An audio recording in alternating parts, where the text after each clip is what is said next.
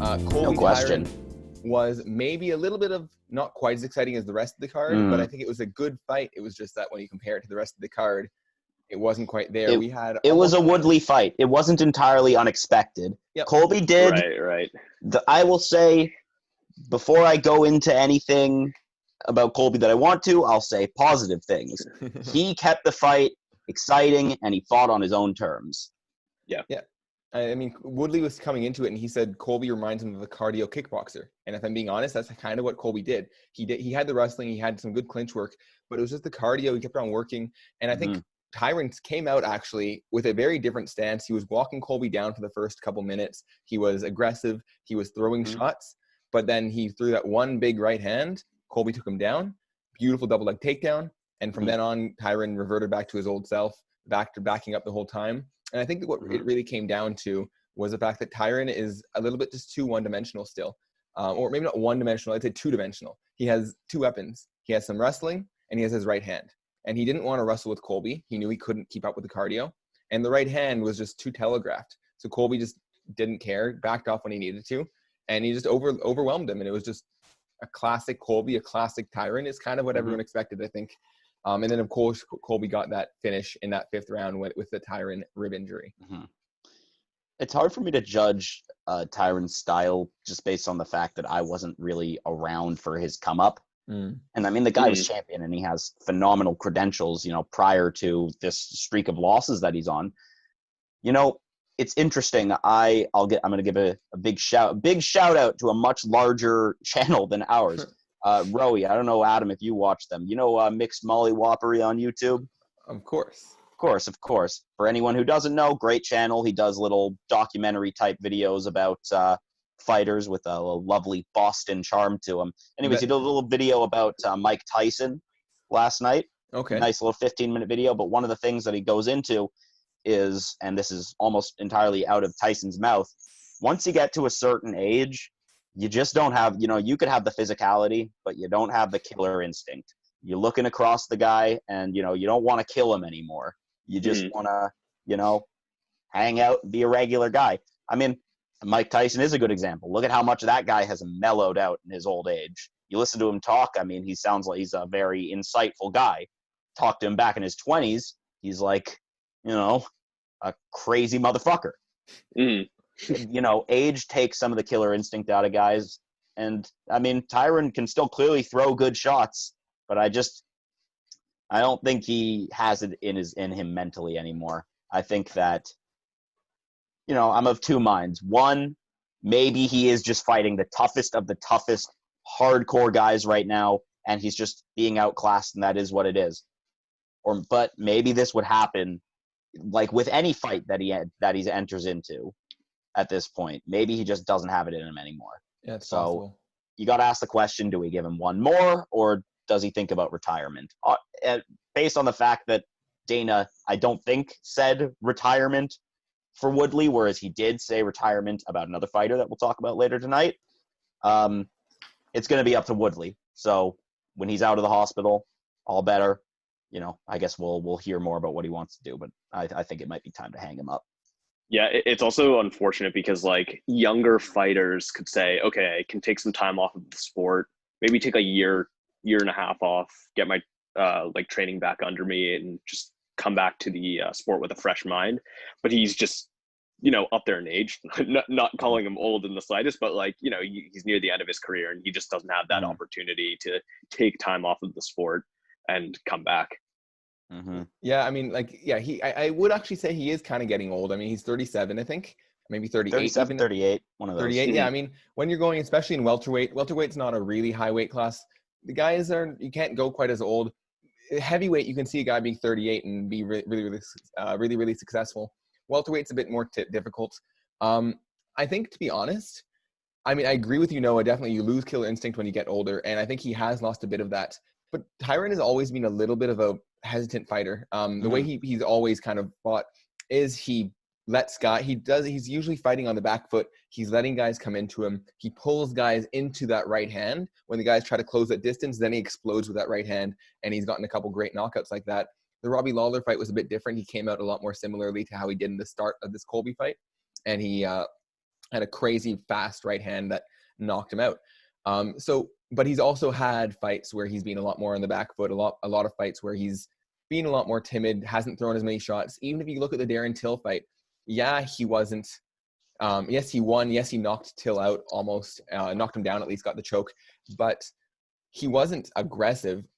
Till was the guy walking forward. Till just wasn't throwing anything because he was scared of Tyron's right hand. He was aware of it. So, and then eventually he caught him with that right hand. But it's just, that's just kind of how Tyron fights. And I think that at this point, the game plan or the way to beat him, right? That the steps that you need to do or the things you need to do to him to make him uncomfortable and to overwhelm him and to avoid the danger is kind of set out there, right? Everyone knows how to beat him now.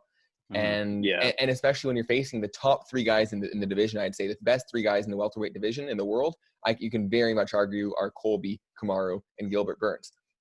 And those are the 3 guys he just lost, 14 straight, maybe 15 straight if you want to count that last round too. Yeah. So it's just like, this is just who Tyron is. And I think the game has kind of moved past him. I think Dana might have actually said something about he should retire. Did he? I might have missed that. I think he did, because he was just saying, like, he's not going to win a championship. That's for sure. So what's the point? And you can also see he's getting more fragile, right? Like that rib injury, it does happen. I think it happened to Anthony Pettis against Dustin Poirier. But when you get to a certain point, you are more fragile and you're going to start getting taking a lot more damage, and you can't recover as quickly from that damage. And as you mentioned, Adam, you don't have as much time anymore to go and recover and take some time off, because every day that you wait is counting against you because you're losing your prime. You're heading away from it every day. Yeah, and like to the point that his fighting style is, for the most of his, like the big part of his career, like him fighting off of his back foot, he gets pressed against the cage and then throws a big right hand. It's hard to break that habit off after, 20 plus years of training. And like, it's definitely not one that you're going to break right at the end of your career. So I'm not really sure what's next for him. Journeyman status.